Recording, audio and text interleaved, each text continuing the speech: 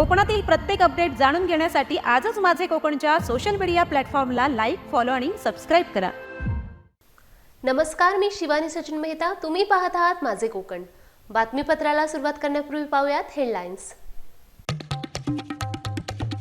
खेड तालुक्यात चोरट्यांचा धुमाकूळ. वेरळ गावात 2 घरे फोडली. 10,000 रुपयांची रोकड लंपास. रायगडमध्ये भीषण अपघात. घर उद्ध्वस्त. नशेत चालकाने गाडी घातली घरात. नवी मुंबई विमानतळ नामकरणाचा तिढा वाढला. दी.बा. पाटील यांच्या नावासाठी आंदोलन पेटणार. गरज पडल्यास मुंबई जाम करण्याचा सरकारला इशारा. आणि कोकण सागरी किनारी पर्यटकांची गर्दी. नाताळ सुट्टीत मौज मस्ती सुरू. वॉटर स्पोर्ट्सने लहान थोर खुश. आता पाहूयात सविस्तर वृत्त. खेड तालुक्यात सध्या चोरट्यांनी चांगलाच धुमाकूळ घातला असून गुन्हेगारीने डोके वर काढले आहे. चोरीच्या वाढत्या घटनांमुळे तालुक्यात भीतीचे वातावरण पसरले असून नागरिक दहशतीत आहेत. नुकतीच वेरळ गावात एक मोठी घरफोडी झाली, जिथे चोरट्यांनी 2 बंद घरे लक्ष्य केली. यातील एका घरातून चोरट्यांनी अत्यंत धाडसाने तिजोरी फोडून सुमारे 10,000 रुपयांची रोकड लंपास केली. या घटनेने संपूर्ण परिसरात खळबळ उडाली आहे. विशेष म्हणजे केवळ घरांनाच नव्हे तर मंदिरांनाही चोरट्यांनी सोडले नाही. गेल्या काही दिवसात अनेक मंदिरांमधील दानपेट्या, जुन्या घंटा आणि पूजेची भांडीही चोरट्यांनी लंपास केल्याच्या घटना समोर आल्या आहेत. यामुळे रात्रीच्या वेळी घराबाहेर पडणे किंवा घराला कुलूप लावून बाहेरगावी जाणे नागरिकांना कठीण झाले आहे. पोलिसांनी या वाढत्या चोरीच्या घटनांची गांभीर्याने दखल घेतली असून चोरट्यांचा शोध घेण्यासाठी विशेष पथके रवाना करण्यात आली आहेत. नागरिकांनी सतर्कता बाळगावी आणि संशयास्पद हालचाल दिसल्यास तात्काळ पोलिसांना माहिती द्यावी, असे आवाहन पोलिसांनी केले आहे. शांतता आणि सुरक्षितता कायम राखण्यासाठी पोलिसांनी कठोर पावले उचलावीत, अशी मागणी आता स्थानिक नागरिकांकडून होत आहे. महाड तालुक्यातून एक मोठी आणि धक्कादायक बातमी समोर येते. किल्ले रायगडकडे जाणाऱ्या रस्त्यावर वरंडोली गावाजवळ भीषण अपघात घडला आहे. अक्षय कन्स्ट्रक्शन या कंपनीच्या मालकीची एक कार थेट रस्त्याच्या कडेला असलेल्या एका घरात घुसल्याने एकच खळबळ उडाली. या अपघातात घराचं आणि गाडीचं मोठं नुकसान झालं आहे. मिळालेल्या माहितीनुसार संबंधित ठेकेदार कंपनीचा चालक भरधाव वेगाने गाडी चालवत होता. त्याचा गाडीवरील ताबा सुटल्याने ही भीषण दुर्घटना घडली. सचिन दळवी यांच्या घरावर ही गाडी आदळली. सुदैवाने या घटनेत कोणतीही जीवितहानी झाली नाही, हे दिलासादायक आहे. मात्र घराचं मोठ्या प्रमाणावर नुकसान झालं असून गाडीही पूर्णपणे उद्ध्वस्त झाली आहे. चालकाला किरकोळ दुखापत झाली आहे. स्थानिक ग्रामस्थांनी केलेल्या दाव्यानुसार गाडी चालक दारूच्या नशेत होता आणि याच बेदरकारपणामुळे हा अपघात घडला. संतप्त ग्रामस्थांनी संबंधित ठेकेदाराकडून नुकसानग्रस्त कुटुंबाला त्वरित आणि योग्य ती भरपाई मिळावी, अशी जोरदार मागणी केली आहे. या घटनेमुळे रायगड रस्त्यावरच्या सुरक्षिततेचा प्रश्न पुन्हा एकदा ऐरणीवर आला आहे. पोलीस या प्रकरणाचा अधिक तपास करत आहेत.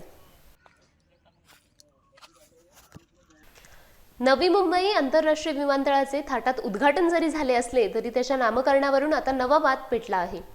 लोकनेते दी.बा. पाटील यांचे नाव विमानतळाला न दिल्याने नवी मुंबईतील शेतकरी, प्रकल्पग्रस्त आणि विविध सामाजिक संघटनांमध्ये तीव्र संताप व्यक्त होत आहे. जोपर्यंत विमानतळाला दी.बा. पाटील यांचे नाव दिले जात नाही तोपर्यंत शांत बसणार नाही, असा ठाम इशारा आंदोलकांनी दिला आहे. गरज पडल्यास मनोज जरांगे पाटील यांच्या आंदोलनाप्रमाणे मुंबई जाम करण्याचा निर्धारही त्यांनी व्यक्त केला आहे. सरकारकडून आश्वासने देऊनही निर्णय होत नसल्याने आता येत्या काळात नवी मुंबईसह मुंबई महानगरात मोठे आंदोलन होण्याची शक्यता आहे. प्रशासन आणि राज्य सरकार यावर काय भूमिका घेते याकडे सर्वांचे लक्ष लागले आहे. या ठिकाणी आज या ठिकाणचे प्रकल्पग्रस्त, भूमिपुत्र आणि रायगड, ठाणे, पालघर, मुंबई, नवी मुंबई या 5ही सागरी जिल्ह्यातल्या जनतेच्या दृष्टीनं आजचा दिवस जरी महाराष्ट्र शासनाच्या दृष्टीनं सुवर्ण दिन असला तरी आमच्या दृष्टीनं हा काळा दिवस आहे. आज या ठिकाणी जनतेची घोर निराशा करत, दिलेली आश्वासनांना डांबर फासत या ठिकाणी विमानसेवा सुरू झालेली आहे. महाराष्ट्र शासनाचा, केंद्र सरकारचा या ठिकाणी आम्ही मंडळी जाहीर निषेध करतो.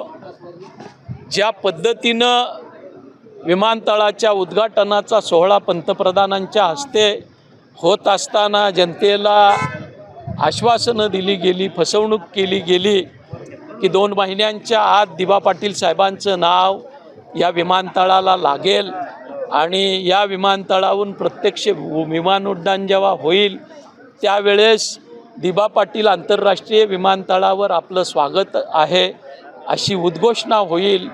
पण आज या ठिकाणी साऱ्यांचीच घोर निराशा झालेली आहे आणि शासनानं आपली जी काही मनीषा आहे ती पूर्ण केलेली आहे. पण या ठिकाणची मंडळी असेल, दिबांवर प्रेम करणारी सारी मंडळी असेल, ह्यांना 1981-84च्या जमीन आंदोलनाची पार्श्वभूमी आहे. पंचहुतात्म्यांच्या बलिदानानं या ठिकाणी न्याय प्रस्थापित झालेला आहे आणि 13 जानेवारीपासून दिबा पाटील साहेबांचं शताब्दी वर्ष सुरू होतं आहे. आज आचारसंहितेचा फायदा घेत शासनानं जरी आमची कोंडी केलेली असली तरी आचारसंहिता संपल्यानंतर ज्या पद्धतीनं इगतपुरी नाशिकचे शेतकरी थेट मंत्रालयावर धडकतात, ज्या पद्धतीनं मनोज जरांगे पाटील मराठा आंदोलकांसह थेट त्या ठिकाणी मुंबईमध्ये धडकतात, त्याच पद्धतीनं दिबाप्रेमी या ठिकाणी सरकारला घेरल्याशिवाय राहणार नाही. त्या दृष्टीनं नियोजन आम्ही करू आणि दिबा पाटील साहेबांचं जे एक वचन आहे की हुतात्म्यांचं रक्त वाया जाऊ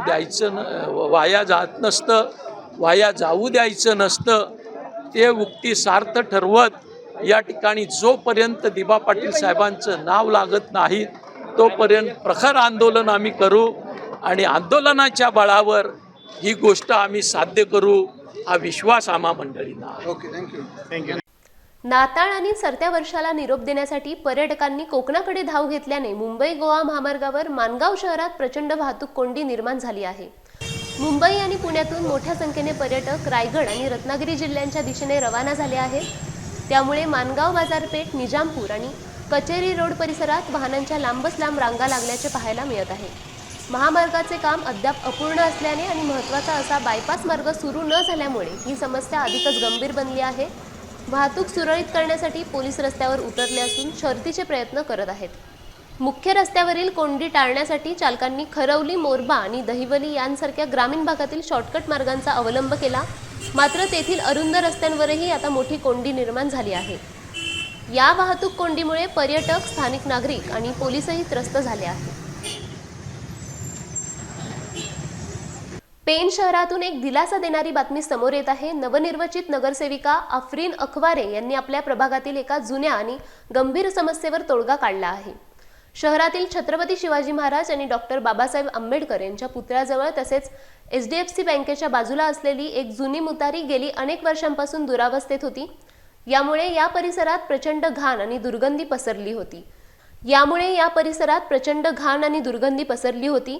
ज्यामुळे नागरिकांना मोठ्या त्रासाला सामोरे जावे लागत होते. रात्रीच्या वेळी येथे मद्यपींचा वावर वाढल्याने शांततेलाही बाधा येत होती. तसेच स्थानिक नागरिक आणि वाहन चालकांना मोठ्या त्रासाला सामोरे जावे लागत होते. परिसरातील आरोग्याचा प्रश्नही यामुळे गंभीर बनला होता. या गंभीर समस्येवर कायमस्वरूपी मात करण्यासाठी नगरसेविका आफरीन अखवारे यांनी स्वतः पुढाकार घेतला. त्यांनी आपल्या स्वखर्चातून या मुतारीसमोर एक मजबूत भिंत बांधून ती कायमस्वरूपी बंदिस्त केली आहे. त्यांच्या या तत्पर आणि सामाजिक कामामुळे स्थानिक नागरिकांसह ये जा करणाऱ्यांनी समाधान व्यक्त केले असून आफरीन अखवारे यांचे आभार मानले आहेत. यामुळे परिसरातील स्वच्छतेचा आणि सुरक्षिततेचा प्रश्न मार्गी लागला आहे.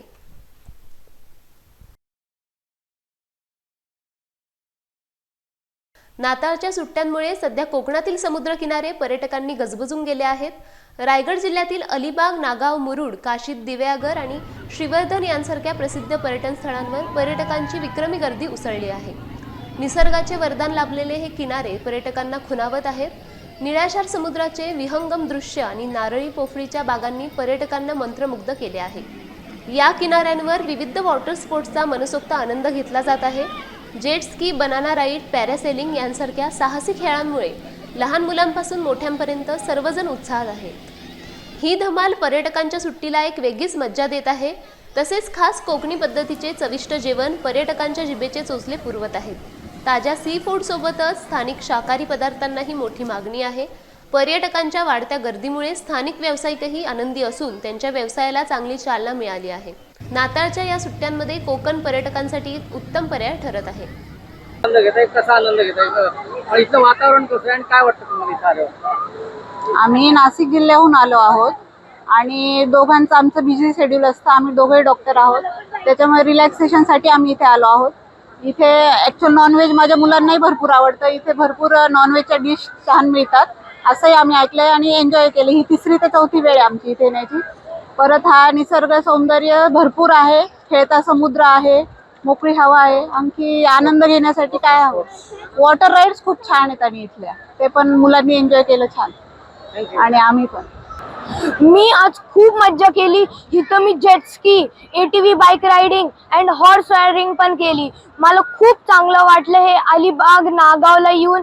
ही बीच खूप चांगलं आहे, क्लीन, आणि ह्याचं वातावरण पण खूप चांगलं. पुण्यात खूप थंडी आहे पण इकडं एकदम चांगलं वातावरण आहे. आणि मी उद्या सगळे फोर्ट्स व्हिजिट करणार आहे, जंजिरा फोर्ट, रायगड आणि खूप सारे फोर्ट्स.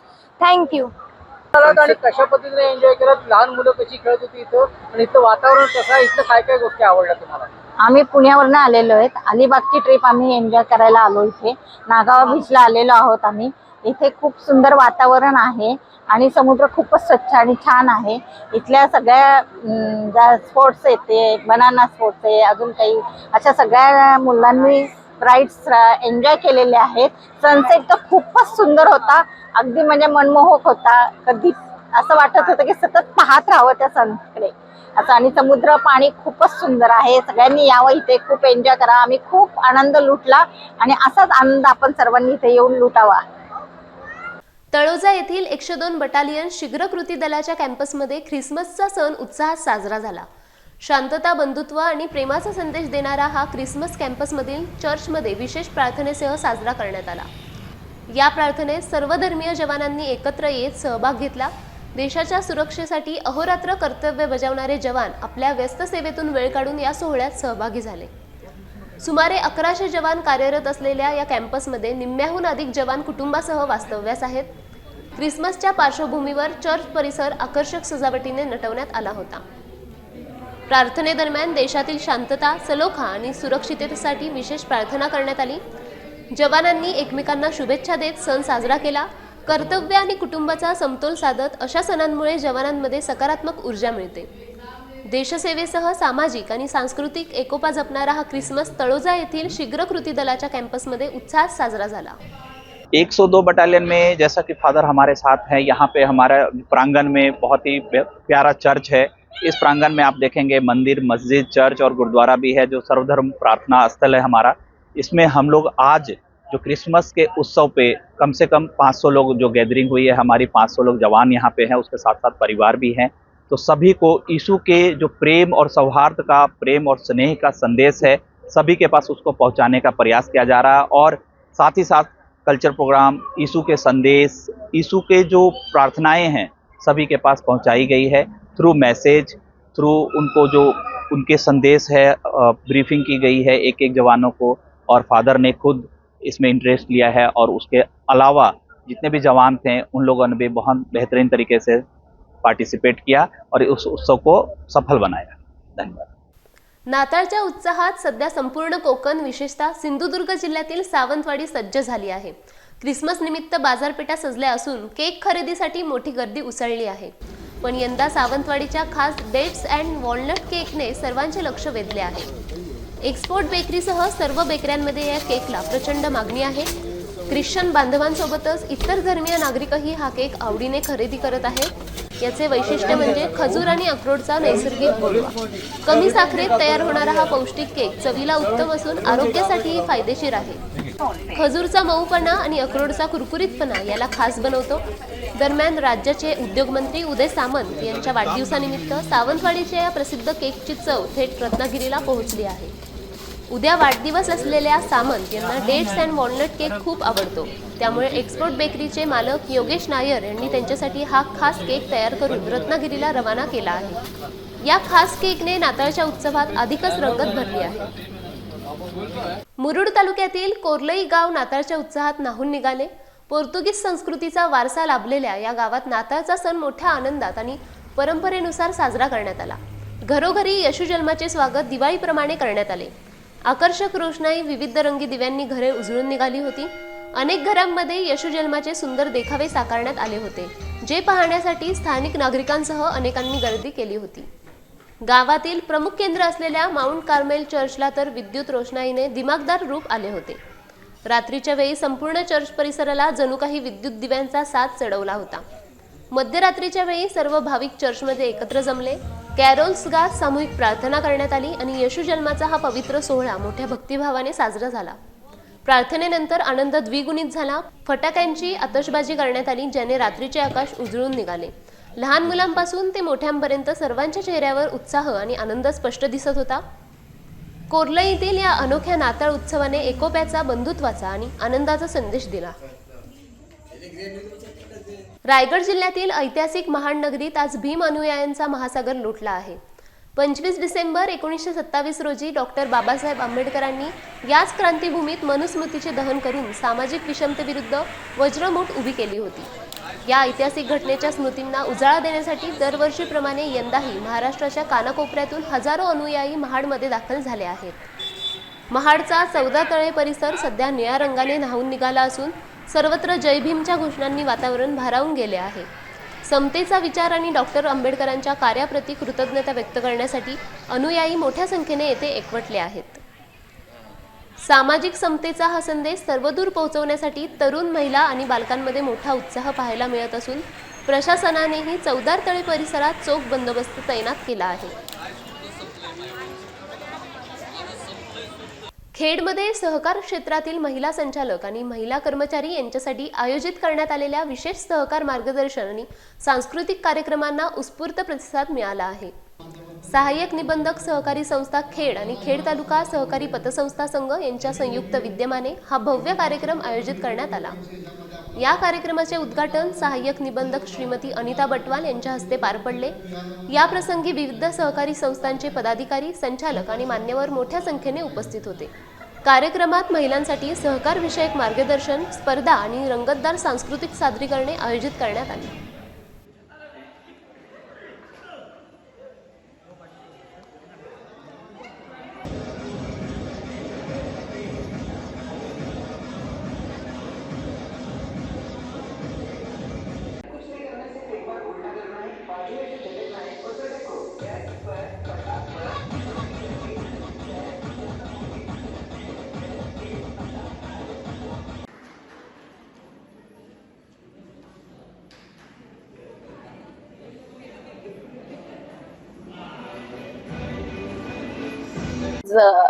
हे वर्ष आंतरराष्ट्रीय सहकार वर्ष म्हणून साजरं केलं जात आहे.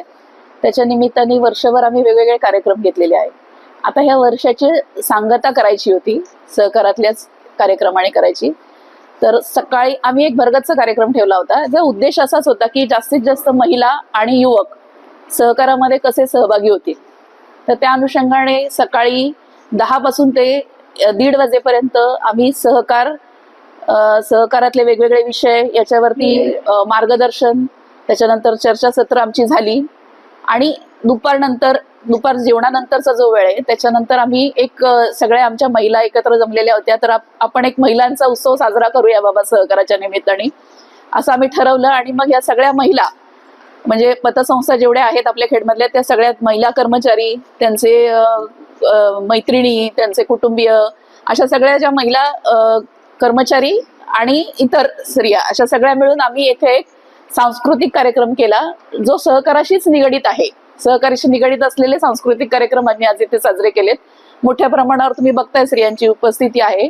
आज सहकार वर्षाच्या निमित्ताने जी सांगता करतोय आम्ही ती ही आमच्या जल्लोषपूर्ण कार्यक्रमात आम्ही आज सांगता केलेली आहे सहकाराची. माझं नाव शैलजा विजय बेंदरकर. मी लक्ष्मीनारायण पतपेढीत काम करते. AR मॅडमनी आणि सहाय्यक निबंधक संस्था खेड यांनी हा कार्यक्रम खूपच छान राबवलेला आहे. आणि सहकाराची 100 वर्ष पूर्ण झाली याबद्दल मला खूप अभिमान आहे, एवढंच मी सांगेन. आणि सांस्कृतिक कार्यक्रम ठेवल्याबद्दल धन्यवाद. जान्हवी पुरुषोत्तम पालकर, श्री मुरली मनोहर नागरी सहकारी पतसंस्था. आजचा हा दिवस खूपच छान, आम्हाला महिलांना खूप बरं वाटतंय की असं आम्हाला बाहेर पडायला नाही मिळालं. एन्जॉय करायचं म्हटलं तर आज आम्ही लहान मुलांसारखे खेळलो, बागडलो, इथे छान वाटतंय. मी संदीप चंद्रकांत मोदी, मुरली मनोहर नागरी सहकारी पतसंस्था मर्यादित खेड रत्नागिरी. आंतरराष्ट्रीय सहकार वर्ष 2025 हे आज चांगला दिवस म्हणून गणला गेला. त्यासाठी सर्व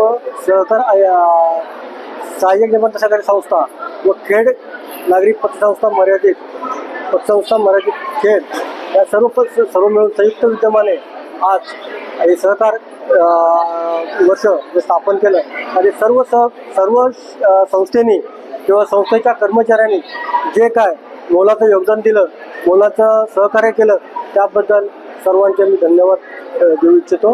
आणि असंच यापुढे सहकार क्षेत्र म्हणजे काय यासाठी प्रत्येकाने हातबळ पाठिंबा आणि प्रत्येकाचे पाठिंबा दिला पाहिजे. यासाठी धन्यवाद.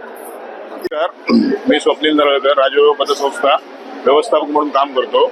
आजच्या या सहकार वर्ष समाप्ती निमित्त उपस्थित सर्व पतसंस्थेच्या कर्मचारी, महिला वर्ग तसेच सहाय्यक निबंधक सहकारी संस्था माननीय श्री बटवाल मॅडम यांच्या मार्गदर्शनाखाली हा कार्यक्रम उत्तमरित्या पार पडला व असंच उत्तर सहकाराच्या माध्यमातून चांगले कार्यक्रम घेण्यात येतील अशी मी ग्वाही देतो.